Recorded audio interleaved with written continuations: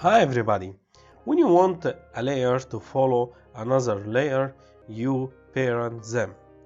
For example, if we want the square, let's rename it, follow the circle, we parent the square to circle by dragging this big web to the circle.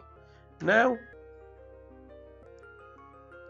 the square moves with the circle, even if we click UU to reveal, keyframe, as you see, we don't have any keyframes in the square. But what if we wanted the square to follow the circle for some time and then unfollow it?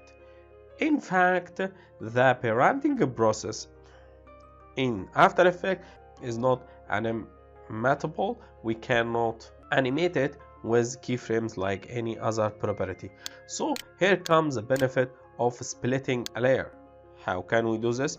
We want the square to follow the circle to this point only. We select the square, we go to Edit and then Split Layer, Ctrl+Shift+D.